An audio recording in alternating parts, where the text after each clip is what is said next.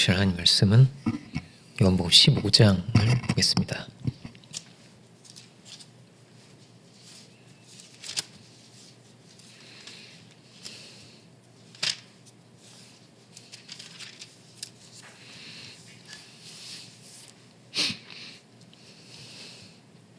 (5) 절부터 14절까지입니다. 요한복음 15장 5절로 14절을 제가 봉독하겠습니다. 나는 포도나무요 너희는 가지라. 그가 내 안에 내가 그 안에 거하면 사람이 열매를 많이 맺나니 나를 떠나서는 너희가 아무것도 할 수 없음이라. 사람이 내 안에 거하지 아니하면 가지처럼 밖에 버려져 마르나니 사람들이 그것을 모아다가 불에 던져 사르느니라. 내가 내 안에 거하고 내 말이 너희 안에 거하면 무엇이든지 원하는 대로 구하라. 그리하면 이루리라. 너희가 열매를 많이 맺으면 내 아버지께서 영광을 받으실 것이요 너희는 내 제자가 되리라. 아버지께서 나를 사랑하신 것 같이 나도 너희를 사랑하였으니 나의 사랑 안에 거하라. 내가 아버지의 계명을 지켜 그의 사랑 안에 거하는 것 같이 너희도 내 계명을 지키면 내 사랑 안에 거하리라. 내가 이것을 너희에게 이름은 내 기쁨이 너희 안에 있어 너희 기쁨을 충만하게 하려 함이라. 내 계명은 곧 내가 너희를 사랑한 것 같이 너희도 서로 사랑하라 하는 이것이니라. 사람이 친구를 위하여 자기 목숨을 버리면 이보다 더 큰 사랑이 없나니 너희는 내가 명하는 대로 행하면 곧 나의 친구라. 여기까지 보겠습니다. 말씀의 제목은 나의 사랑 안에 거하라 이렇게 보겠습니다.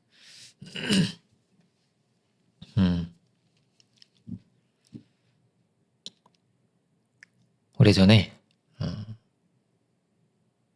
패션 오브 크라이스트라고 하는 영화가 개봉했었습니다. 굉장히 이제 특별한 영화였던 것 같아요. 그런 영화는 없었던 것 같아요. 다 대사가 다 히브리 말로 나왔거든요.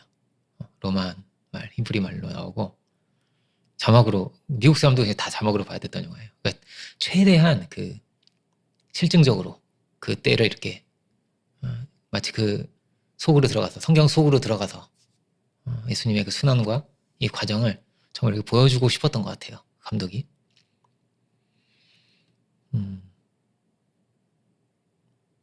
굉장히 화제가 되고 예수님의 생애인데도 불구하고 굉장히 흥행에 성공했던 그런 영화였습니다. 아마 다들 보셨을 거라고 생각이 되는데 이제 배너라는 영화를 보면은 예수님이 어떻게 나오냐면 얼굴이 안 나와요. 배너라는 영화를 보면 이렇게 얼굴 이하로만 나와요. 이렇게 손 이렇게 나오고 뒷모습이 좀 나오든지 이런 식으로 되거든요. 신비롭게 이렇게 나옵니다. 후광이 이렇게 보여서 이렇게 막 눈이 부시게 나오고 예수님이 그렇게 나와요. 근데 저는 이게 좋은 것 같아요. 왜냐면은 이렇게 그런 그림도 있잖아요. 천지창조라는 그림 여러분 아시죠? 이렇게 아담과 이렇게 손가락을 하고 있는 그림 그 기억나시죠? 근데 그 그림도 어떤 목사님이 그렇게 말씀을 하시더라고요. 하나님이 다 보여가지고 별로라고. 그러니까 아담은 보여주면 되는데 하나님은 손만 보였으면 좋겠다는 거예요. 이렇게 손만 이렇게. 하나님은 보이는 분이 아니니까. 그림을 그리는 사람이 그렸지만 하나님 보이는 하나님이 아닌 거예요. 하나님 말씀하시는 분이기 때문에 그 손만 나왔으면 얼마나 좋았을까. 이런 말씀을 어떤 이제 은사 목사님이 하신 적이 있습니다. 그런데 이 영화는 굉장히 사실적으로 그린 그런 영화였어요. 피가 낭자하고 가슴이 막 철렁하고 막 이렇게 보기 힘든 막 계속 눈 뜨고 보기가 굉장히 힘든 그런 영화였죠.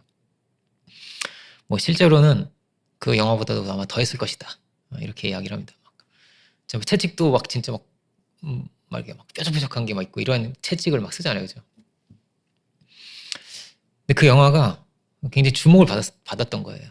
근데 우리 신앙이 그렇기가 되게 쉽거든요. 예수님의 아주 어떤 신적인 모습, 무리를 거르신다든지, 막 오병이어에 막 기적을 일으키시고, 병든 자를 고치시고, 물론 이런 부분이 굉장히 중요한 부분인데, 우리와 정말 똑같은 사람이셨고 이 땅에 사람으로 오셔서 정말 그 고통이 얼마나 힘든 것이었을까, 아픈 것이었을까. 그리고 예수님의 배반 당하심과 이 제사장들 이들이 얼마나 악한 자들이었는가 하는 것을 굉장히 이렇게 실감나게 보여주는 거예요. 굉장히 생생하게 느낄 수 있었던 그런 영화였던 것 같은데. 근데 좀 아쉬운 거는 너무 이 잔인함과 막 물리적인 고통이죠.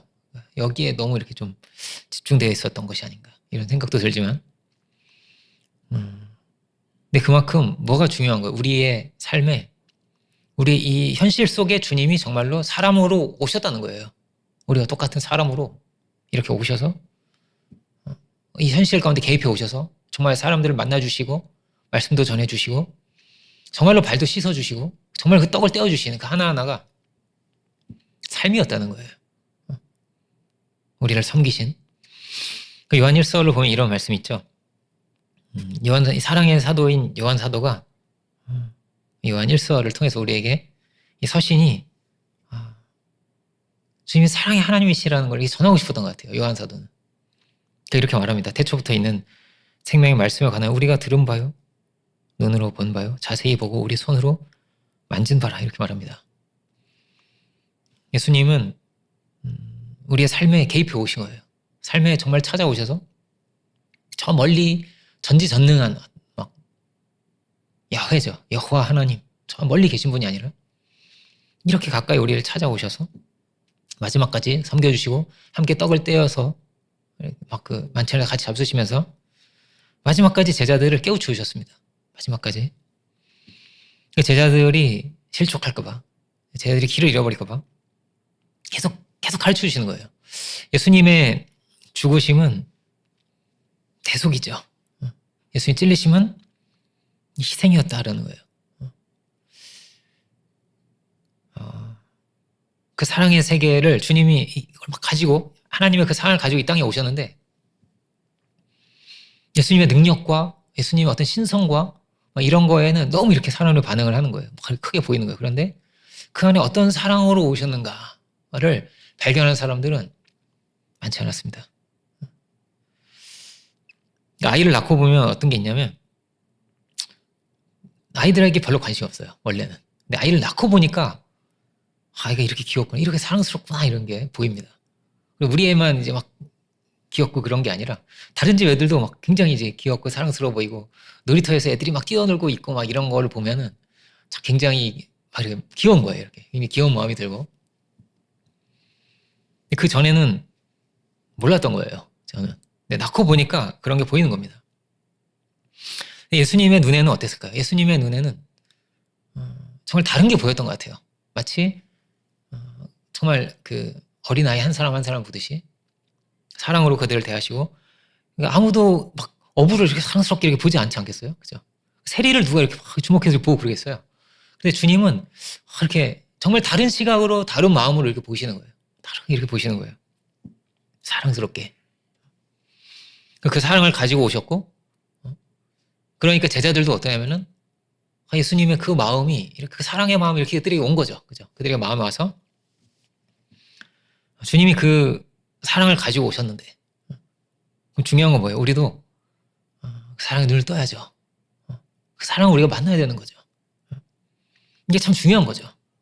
그 사랑을 알게 되는, 이게 전달이 되느냐예요. 그죠? 이게 전달이 되는 거. 이 큰 사랑을 가지고 오셨는데, 이걸 전하시려고 고치시기도 하고 교훈도 주셨는데, 근데 이게 전달이 되느냐, 이걸 정말 만날 수 있느냐, 우리가. 이게 정말 우리도 눈을 떠서 나를 향한 사랑으로 받아들일 수 있는가. 이게 너무나 중요한 거죠. 그죠? 우리도 이 사도들처럼 그 주의 은혜를 만나고 그 주의 은혜를 맛볼 수 있는 우리들이 되기를 원합니다. 초대교회는 그 성찬을 자주 했습니다. 성찬을 하면서 물론 이제 예배는 말씀도 중요하잖아요. 그런데 초대교회는 성찬을 많이 했대요. 모일 때마다 이렇게 성찬을 했다는 거예요.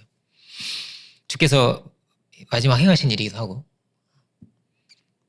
그 떡을 먹는 그것을 묵상을 하면서 그 희생을 생각하면서 이렇게 그거를 이 행동이죠. 그냥 그렇게 마음으로만이 아니라 정말 떡을 이렇게 잔을 따르고 이렇게 떡을 떼어주고 이렇게 이러면서 그걸 받아서 또 먹기도 하고 이러면서 그때와 같은 그 감격과 그걸 이렇게 누리는 거예요.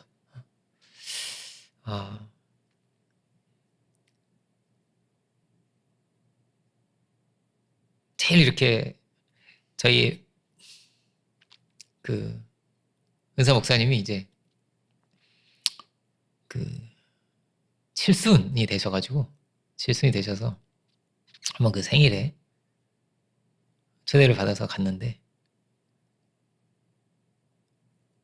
근데 이제 한국 나이하고 미국 나이가 또 다른 거예요. 한국 나이하고 미국 나이가 한 살이 차이가 나잖아요. 근데 이제 일단 한국 나이로. 그런데 한국은 이상하게 한 살 더 많다는 거예요.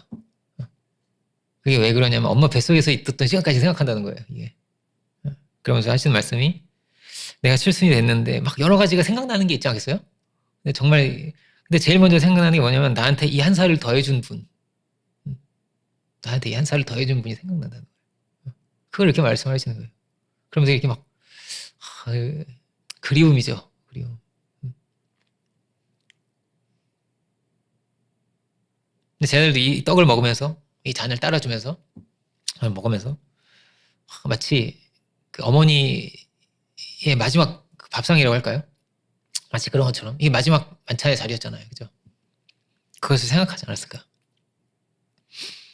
세례도 마찬가지죠. 세례도 다 물속에 막 들어갔다 나왔어요. 그냥 초대교회 때는.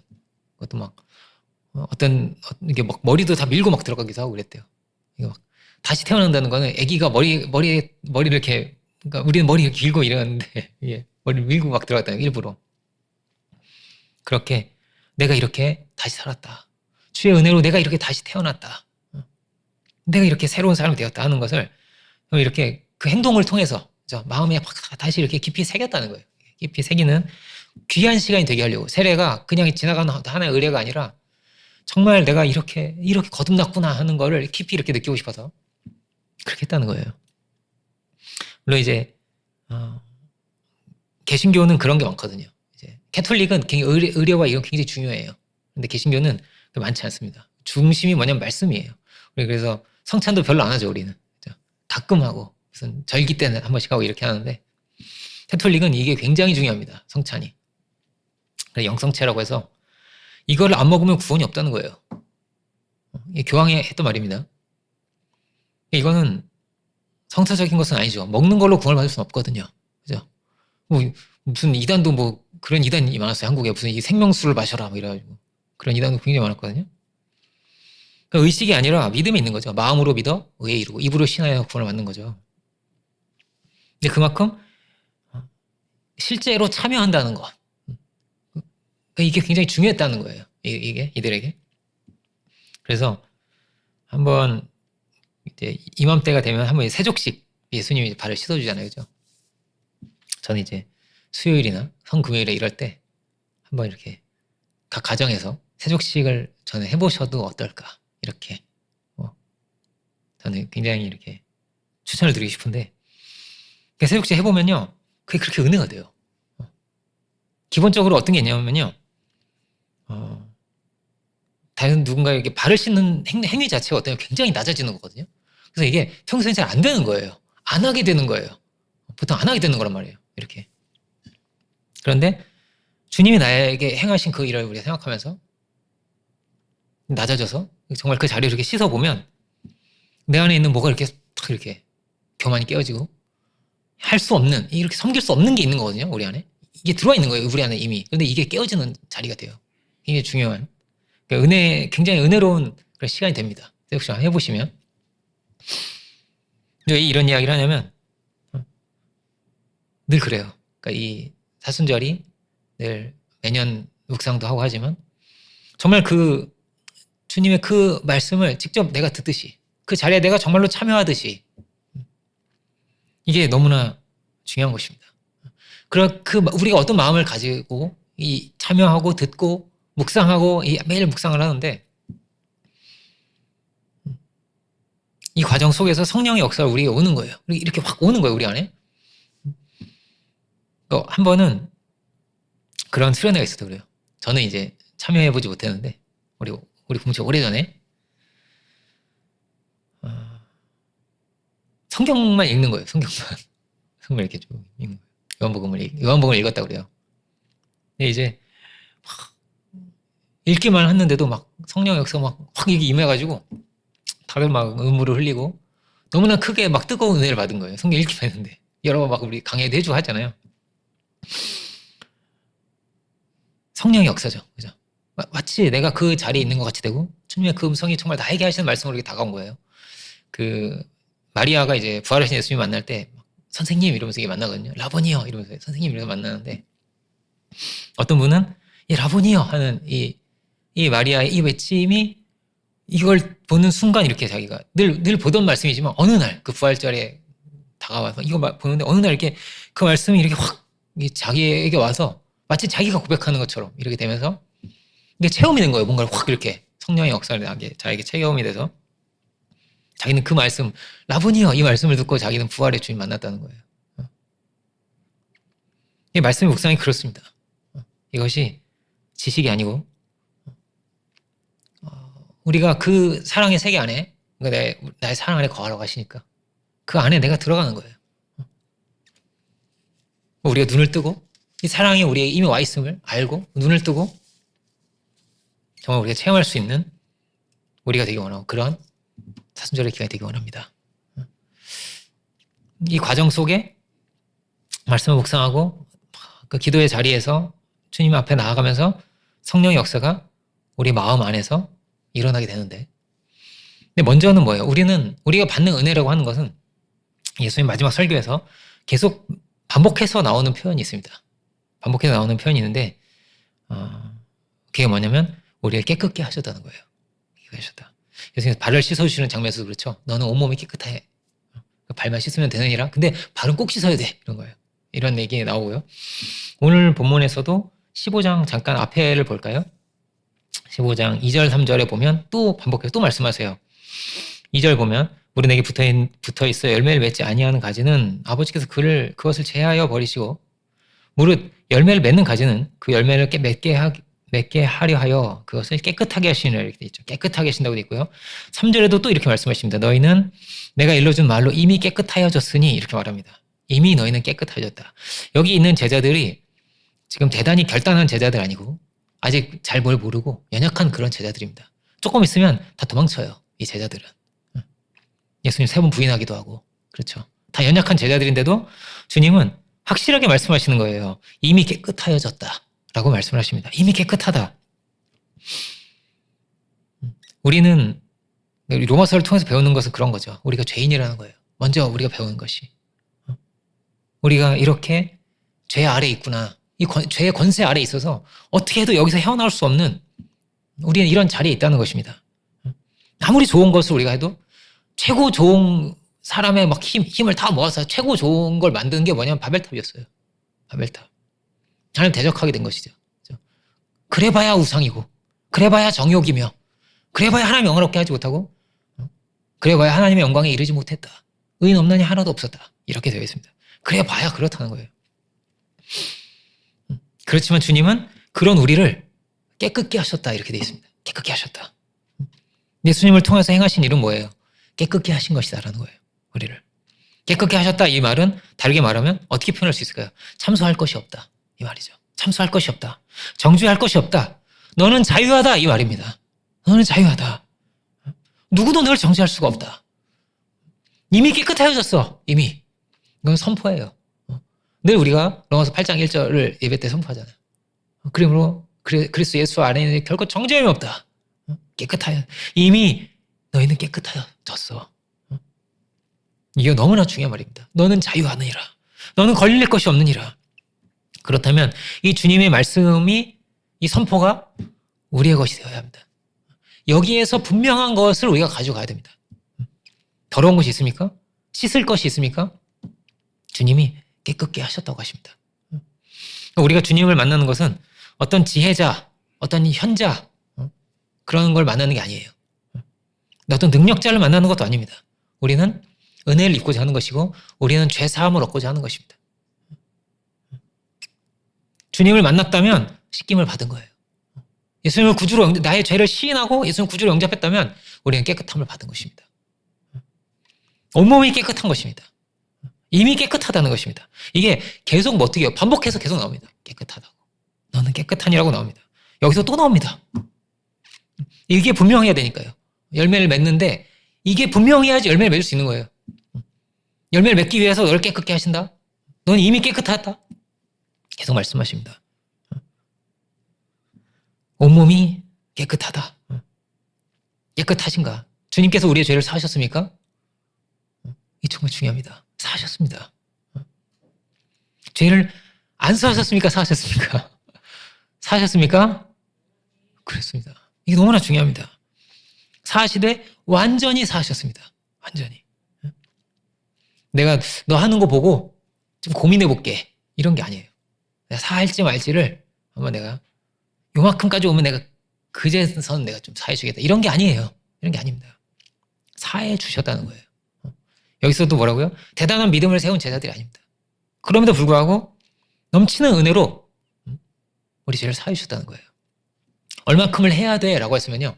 아마 우리는 절대 아무도 자유할 자가 없어요. 다 걸립니다. 다 걸립니다. 정죄함이 없나니. 그러면 우리도 자책하면서 살면 안 됩니다. 그런 거예요. 그리고 함부로 정죄하면서 살아도 안 됩니다. 이게 정말로 중요한 것입니다. 주님의 은혜는 뭐 어떤 은혜예요? 주님의 은혜는 대속하신 은혜입니다. 대속하신 은혜. 나의 사랑 안에 거하라 하시는데 이 사랑은 어떤 사랑이냐? 대속하신 사랑입니다. 우리의 그 죄를 다 씻으시고자 십자가에 달리시고 죽으신 그 사랑입니다. 그 사랑 안에 거하라고 하십니다. 그러면 우리 스스로에게도 분명한 것을 가지고 있어야 됩니다. 나는 죄 사함 받은 자가 되었구나. 이것이 얼마나 감사한 일인가. 얼마나 기쁜 일인가. 우리 안에서, 우리 스스로 안에서, 그리고 관계 안에서도 마찬가지죠. 분명히 가져야 할 것입니다. 어떤 것을요? 대속하신 은혜를 분명히 가지고 가야 됩니다. 죄의 문제에 대해서 주님은 자꾸 말씀하시지 않으세요. 근데 그때 왜 그랬어? 이렇게. 그렇게 하신 적이 없어요. 계속 과거를 또 말씀하시고 그런 적이 없어요. 사도 바울이 자기가 이렇게 표현하긴 하죠. 나는 과거에 이런 포행자였다.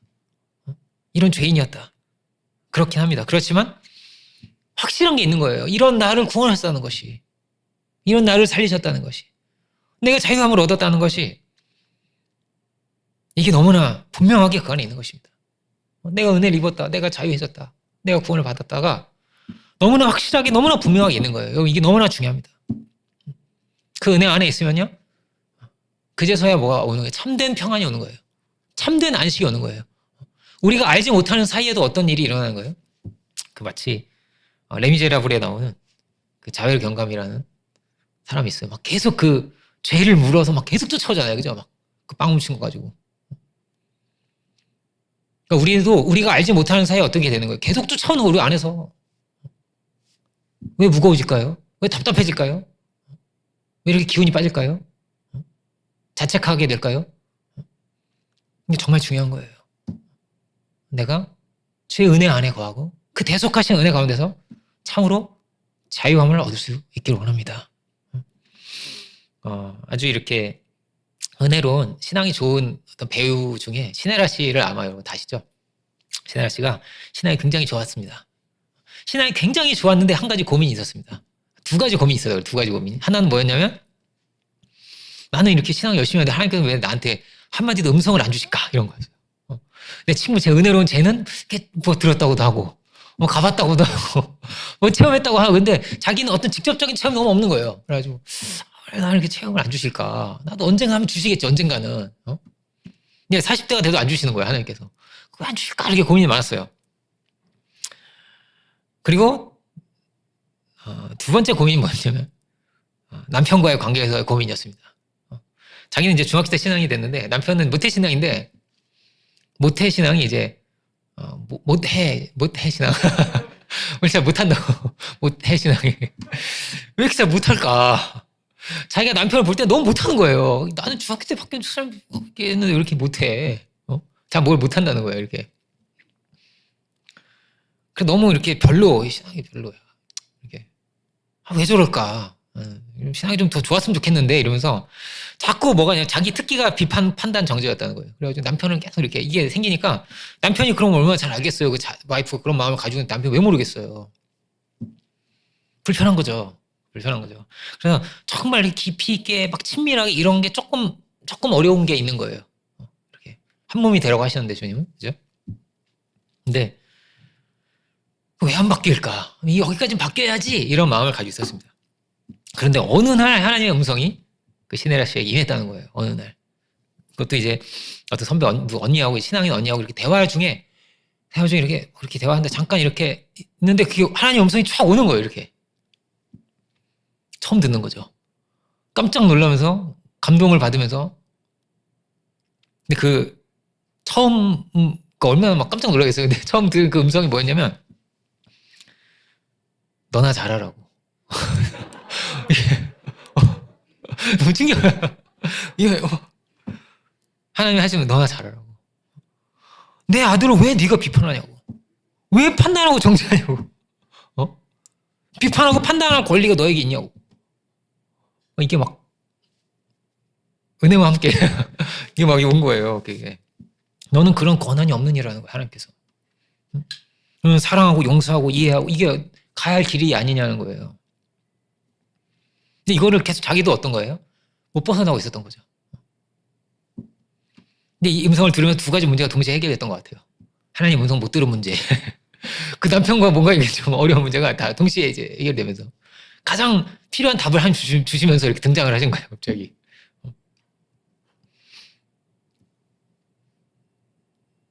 주님은 우리에게 나의 사랑 안에 거하라. 이게 굉장히 시적인 표현 아니에요? 그죠? 사랑 안에 거하라. 우리 한국 사람이, 한국말에 이런 말이 있나요? 그죠? 뭐, 내 안에 당신이 있어요. 뭐 이런 표현 할 수 있겠죠? 그죠? 근데 이 말이 이렇게 들립니다. 어떤 세계 안에 너는 사는 것이냐? 율법의 세계에 사는 것이냐? 복음의 세계에 사는 것이냐? 조건 없는 은혜의 세계에 사는 것이냐? 정말로 포도나무에 그 가지가 접붙임되어서 연합되어서 가듯이 그런 세계 가운데 너는 사는 것이냐? 거하라는 말이. 주거지가 있잖아요. 우리는 다 이렇게 어디 삽니다. 뭐 영등포 삽니다. 뭐 수원에 삽니다. 사는 데가 있잖아요. 어디에 사느냐? 너 어디 있느냐를 아담에게도 물으신 거 아니겠어요? 가인에게도 물으신 거 아니겠어요? 나우 어디 있느냐? 너는 어디 있느냐? 이 물으시는 거예요. 우리는 어디에 거해야 하느냐라는 것입니다. 너는 어디에 거해야 하느냐? 정죄함이 없는가? 정죄함이 없는 이 은혜의 터전, 은혜의 땅이죠. 이 에덴 동산 같은 놀라운 은혜의 이 동산에 너는 거하는가? 너는 있는가? 정말로 그런가? 대속하신 그 피 흘리신 엄청난 은혜가 우리에게 와 있는데 그 은혜가 이미 우리에게 부어졌는데 너는 그 안에 거하는가? 그 안에 거해야 하느니라고. 지금 이 마지막 자리에서 말씀하시는 거예요. 사실 모든 걸 쏟으시면서 우리에게 말씀을 하십니다. 그리고 그 은혜가 흘러가야죠. 그죠? 우리 안에도, 우리가 그 안에 거한다면 또 그 은혜가 흘러가야겠습니다. 그러니까, 죄 사함을 얻고 깨끗함을 입었다는 것은 이렇게도 볼 수 있을 것 같아요. 죄로부터 자유함과 함께 뭐냐면 정죄로부터도 자유해야 되지 않겠어요? 그죠? 정죄로부터도. 내가 정죄의 세계에 산다면, 그리고 그런 정죄의 세계를 내가 만들어 가고 있다면 얼마나 끔찍한 일이에요. 그렇게 생각해 보세요. 계속 누군가가 날 정죄한다고 생각해 보세요. 주님은 계속 정죄한 존재가 사단이죠. 그죠? 사단이 정죄한 존재인데 우리가 계속 자책하고 우리 연약함을 본다면, 우리의 죄를 보려고 한다면 우리는 늘 어떤 존재냐? 우리는 늘 불완전하고 연약하고 안 되고 자격 없고 그럴 수밖에 없습니다. 그럴 수밖에 없습니다. 완전하신 하나님 앞에서 언제든지 열등하고 모자란 존재밖에 될 수 없는 거예요. 우리는. 아이들이 막 그렇지 않잖아요. 막 이렇게 엄마 아빠한테 막 당당하게 요구하잖아요. 밥 해달라고 하고 막 달려가지고 막 안고, 막 아빠 이러고 안고, 막 바빠 죽겠는데 안고 막 이러잖아요. 그렇게 하잖아요. 근데 내가 올려가다가 안 될 것 같아. 뭐 이런 애가 없죠. 그죠? 그럴 수가 없잖아요. 만약 그렇다면 얼마나 이게 슬픈 일이겠어요. 다 우리는 부족합니다. 우리 다 연약합니다. 늘 넘치는 주의 은혜가 있으므로 우리는 예배드릴 수 있고 주님 앞에 나아갈 수 있고 기뻐할 수 있고 평안할 수 있고 만족할 수 있는 거예요. 그 은혜가 없다면 우리는 늘 부정합니다. 늘 더럽습니다. 늘 부족합니다. 늘 그럴 수밖에 없습니다. 마치 결박되듯이 거기에서 헤어날 수 없어요. 절대 못 헤어나오는 거예요. 우리는 뭐라고요? 늘 불완전한 존재니까요. 안 되는 것만 보이고 못하는 것만 보이고 그렇다면 절대 친밀할 수가 없겠죠. 절대 가까울 수가 없겠죠. 주님과도 누구와도 정말로 깊이 하나 되고 연합되고 가까울 수가 없어요. 주님은 우리에게 어떤 분이 막힌 담을 허신 분이라고 합니다.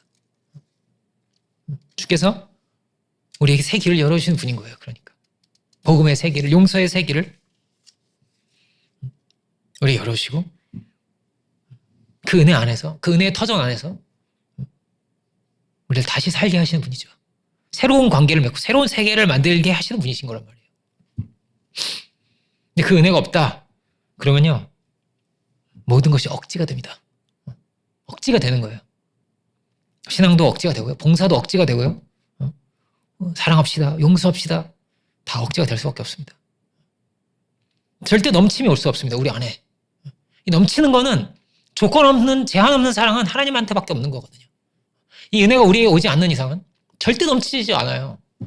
넘치지 않으면 어떻게 절대 줄 수 없어요. 주는 거는 넘쳐야 주는 거거든요. 전도도 마찬가지겠죠. 넘쳐야 주는 거예요. 봉사와 섬김과 이게 넘치면요 그냥 되는 거예요. 그냥 너무 고맙고 자꾸 봉사하고 싶고 괜히 그냥 발도 씻어주고 싶고 그냥 이걸 내가 해야 되나 냄새나고 이런 게 아니고 되는 거예요. 되는 거예요. 포도나무와 가지는 그렇습니다. 포도나무는 어떤 거죠? 포도나무가 가지한테 달라고 하는 게 없어요.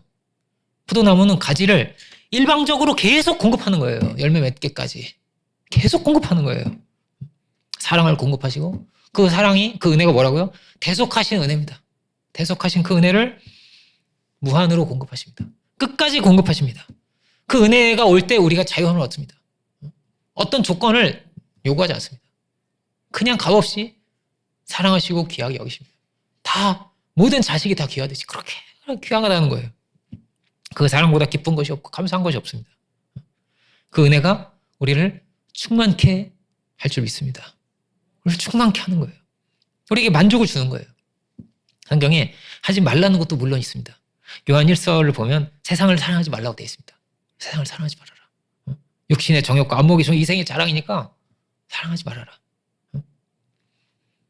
어떻게 이 세상을 안 사랑하고 이 세상을 쫓지 않고 살아갈 수 있을까? 그건요 다른 방법이 없어요. 더 좋은 거, 더 귀한 거, 더 값진 것, 더 귀한 보물을 발견해서 이거 버리게 되는 거예요. 정말 우리를 충만케 하는 것, 기쁘게 하는 것은 하나님께 있죠. 하나님께 있죠. 우리를 자유케 하는 것은, 우리의 영혼을 살게 하는 것은, 정말 우리에게 만족을 주는 것은 하나님께 있는 것입니다. 넘치는 은혜가.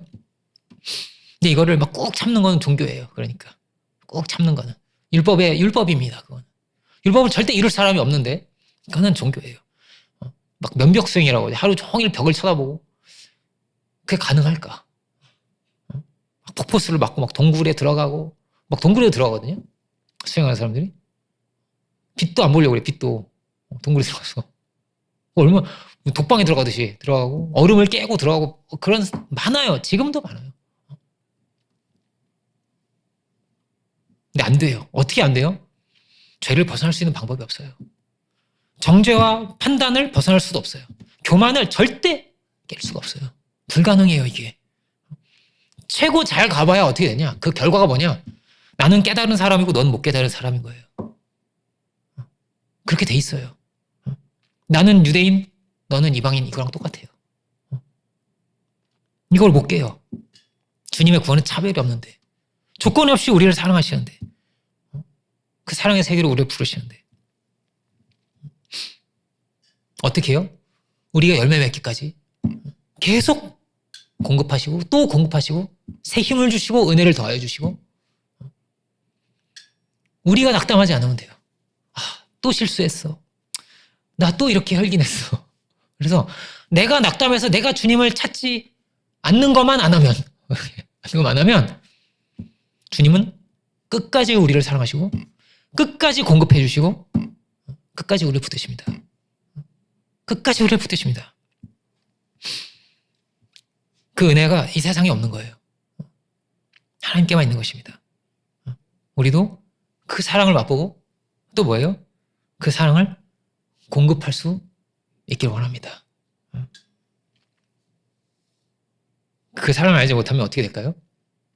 세상을 안 쫓을 수가 없어요. 그러니까 이 세상을 쫓지 않을 수가 없는 거예요. 다른 게 뭐가 있어요? 더 좋은 게 있어야죠. 사람이 그렇게 돼 있는데요. 그 절대 뭐를 못 이겨요? 죄를 못 이겨요. 잠깐 좋을 수도 있어요. 어떤 신앙을 하면서 다른 종교를 믿으면서. 그런데요, 잠깐 좋았지만 결국에는 다 잃어버립니다. 결국엔 그렇습니다. 율법의 끝은 그런 것입니다. 한계를 반드시 만나게 되거든요. 사단은 뭐라고 거짓말을 합니까? 그래서 이걸 어떻게든 이걸 끊으려고 하는 거예요. 하나님과 나를, 이 연합을, 가지가 붙어 있으면 되는데 이걸 어떻게든 끊으려고 하는 거예요. 하나님 너를 사랑하실까? 넌 이렇게 실수를 많이 하는데? 너 또 이걸 반복했는데? 너 또 이런 생각을 했는데? 네, 뭐라고요? 주님의 은혜는 조건이 없습니다. 주님 값없이 우리를 사랑하셨습니다. 그리고 끝까지 우리를 사랑하셨습니다. 어떻게 70번씩 7번을 용서하고, 그죠? 그 되겠어요? 하나님이 우리를 그렇게 대하셨습니다. 그 은혜 안에서 뭐라는 거예요? 너희도 그렇게 대하라는 거예요. 너희도 그렇게 대하여라. 그 은혜 안에 거하면서 그런 세계를 만들어가라. 그런 세계를. 이 세상은 정죄의 세계지만 차별하고 무시하고 정죄하고 다투는 세계지만 너는 그런 세계를 만들어가라.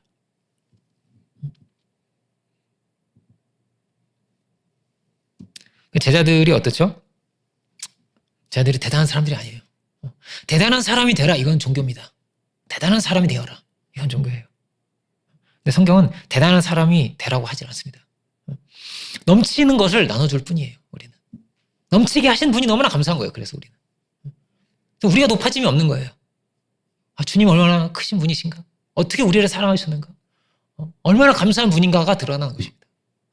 주님이 정말 살아계시구나가 드러나는 거예요. 그러니까 저 사람이 참 대단한 사람인 게 아닌 겁니다. 그래서 뭐예요? 어부라도 상관이 없는 거예요. 그래서 세리도 되는 겁니다. 왜냐하면 하나님이 계속 공급하실 거니까. 하나님이 그에게 사랑을 주실 거니까. 하나님이 그를 넘치게 하실 거니까. 율법에 막 화신 같은 사람도 사도 바울이 그렇잖아요. 율법의 화신이에요, 이 사람은. 근데 그도 사랑이 넘치는 사람이 된 거예요. 넘치는 사랑의 사람이 되었습니다. 어떻게 해요? 포도나무에 연합되어 있어서요. 그거 막 밀려오는 거예요, 사랑이. 그 사랑이 우리를 강권하신다고 그렇게 말합니다, 사도는. 강권을 받아서 사는 거예요. 우리는 사실은 어떻습니까? 사실은 다 그 은혜 안에 있는 것입니다. 자, 아무 자격도 없고 아무 조건도 없이 우리는 다 이 땅에 살고 있는 거예요. 대단하게 무슨 의를 행해서 이 땅에 살고 있는 것이 아닙니다. 마치 뭐와 같다고요? 다 중력에 붙들려 있듯이.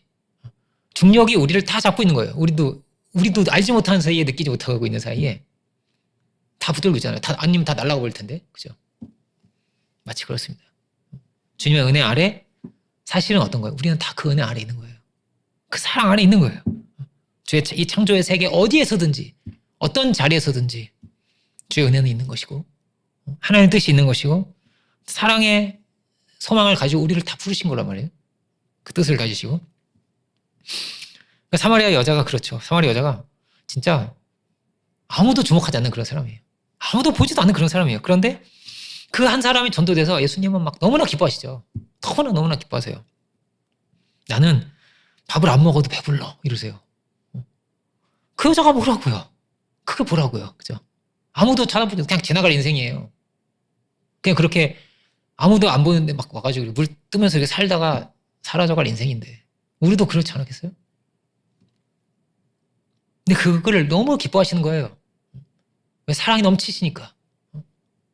너무나 기뻐하시는 거예요. 하나님이 우리를 그렇게 기뻐하세요. 그 사랑을 공급해 주시길 원하세요. 그 사랑을 알기를 원하세요. 지금 문둥이의 집에도 거하시고 거지, 뭐 소경, 온갖 죄인들과 혹은 이방인과도 귀신 들린 자 주님 그들과 함께 하셨어요. 그들은 다 예수님을 만나러 온 사람들 다 찡그리고 왔을 거예요. 다 찡그리고 어두운 얼굴로 이렇게 왔을 텐데 예수님 만나고 다 밝아졌겠죠. 환하게 막 웃으면서 할렐루야 이러면서. 그죠? 예수님 고쳐주시고 그들이 웃는 걸 보고 함께 웃으시고 그들이 기뻐하는 것을 보시고 함께 기뻐하시고 여기에 주님의 사랑이 있는 것이죠. 주님은 그 사랑으로 세상 끝날까지 우리와 함께 하십니다. 우리와 함께 하시고 그 변함이 없는 사랑으로 우리와 함께 하십니다. 우리가 그 사랑 안에 참으로 거할 수 있다면 모든 것이 다를 것입니다. 모든 것이 다른 것입니다. 그 은혜 안에서 정말로 평안할 수 있을 것입니다. 더 이상 정죄함이 없을 것입니다. 더 이상 뭐가 우리를 쫓아올 것도 없습니다. 그 대속하신 그 은혜 안에 내가 있는가. 그런 찬송이 있습니다. 오늘 믿고서 내 눈 밝았네. 이런 찬송이 있어요. 이 기쁨이 영원하구나. 우리가 믿고서 우리의 눈이 밝아지기 원합니다. 주의 사랑을 발견할 수 있기 원합니다. 그러면 다른 게 보이는 거예요. 이 세상은 뭐만 보여요? 마귀는 뭐만 볼까요? 없는 거, 못하는 거, 안 되는 거, 부족한 거, 자격 없는 거. 그것만 보게 할 것입니다. 하나님도 사랑의 하나님이신데 뭐가 보이는 거예요? 왜 선악과를 안 주시나? 이것만 보이는 거예요. 이것만. 그래서 은혜를 놓치면 뭐가 돼요? 다 종교가 됩니다. 근데 그거 메우려고 합니다. 그거 어떻게든 막 씻어내보려고 합니다. 사람의 행위로 씻을 수가 없는데. 열심도 고행도 아무리 좋은 것도 뭐에 다 문제가 됩니다. 그래서 열심히 하는데 이상해져요. 배워도 문제가 되고 뭘 해도 문제가 되고 다 문제가 돼요. 그것이 정말로 하나님께 드릴 열매가 되지 못해요. 하나님께 드릴 열매는 뭐예요? 하나님께 공급을 받아서 공급을 해주시는 분이란 말이에요. 그러면 그 은혜 안에서 열매가 맺혀진다는 거예요. 그렇지 않으면 다 들포도가 될 것입니다. 드릴 수가 없는 것입니다. 먹을 수가 없고 드릴 수가 없는 것이 되는 거예요. 처음에는 크지만 크네? 근데 더 안 커요. 더 먹을 수가 없는 게 돼요. 이게. 요즘은 어떤 세상이냐면 종교가 다 없어지는 것 같아요. 기독교도 뭐 모든 종교가 불교고 뭐건 다 이제는 종교 없는 시대가 오는 거예요. 종교 없는 시대가. 거의 대부분 그러니까 무신앙이 별로 없었거든요. 옛날에는. 근데 지금은 무신앙이 거의 제일 많아요. 제일 많은 게 무신앙이 돼버렸어요. 왜 그럴까요? 정말로 근본적으로 우리의 영혼을 자유케 하고 우리를 시원케 하고 그럴 수가 없다면 뭐가 필요해요? 필요가 없어요. 이 세상에 지혜로운 사람이 얼마나 많은데요. 주님은 끝없는 사랑으로 우리를 붙드십니다. 우리는 목적지가 어디에 있어요? 우리가 조금 더 잘난 사람이 되는 거예요? 조금 더 의로운 사람 되는 거예요? 조금 더 교양 있고 뭐 조금 더 온유하고 따뜻한 사람 되는 거예요? 목적지가 우리가 아니에요. 우리는 목적지가 하나님께 있어요. 그 사랑을 아는 데 있어요. 그러면 결과가 그렇게 돼요. 교양이 있어져요. 어부도 교양이 생겨요. 더 따뜻한 사람이 돼요. 그러면 결과적으로 우리의 점수를 높이려고 그러다 다 죽어요. 그러다 종교가 되는 거예요. 누가 정말로 나를 아셨고 나를 사랑하셨고 나를 이끌어 가시는가? 정말로 나를 채우는 것은 무엇인가? 하나님께서 우리와 함께 하십니다. 그 은혜 안에서 신비한 열매가 맺힙니다. 다른 열매가 맺힙니다.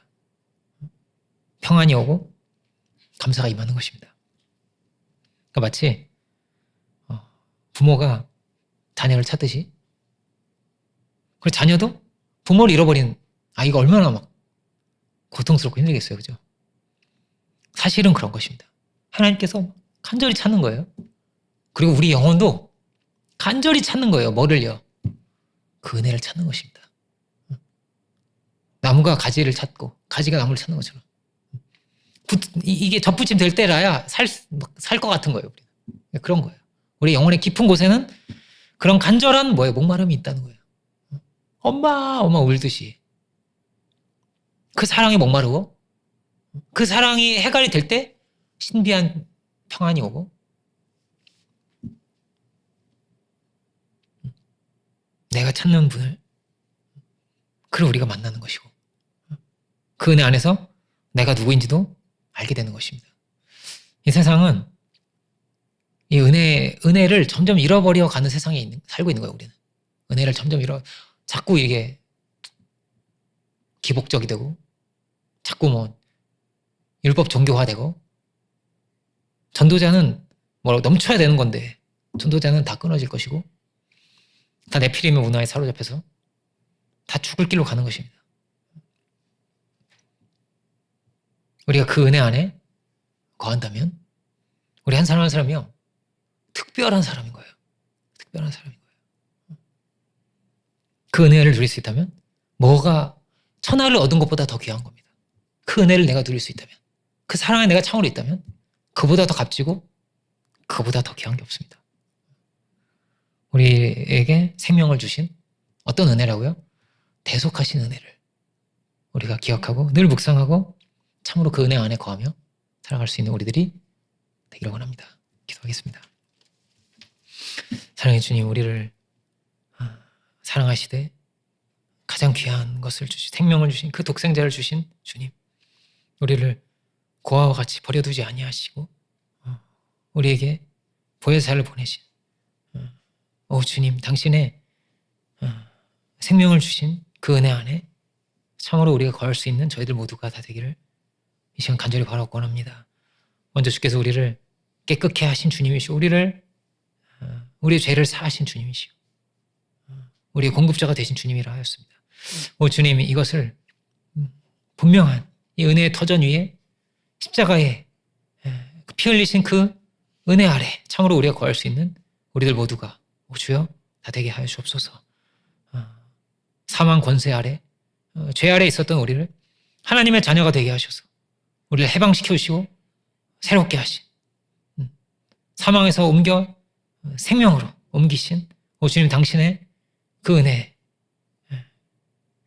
그 은혜 안에 참으로 거하며 그 은혜를 확정하며 살아갈 수 있는 우리들이 되게 하여 주시옵소서.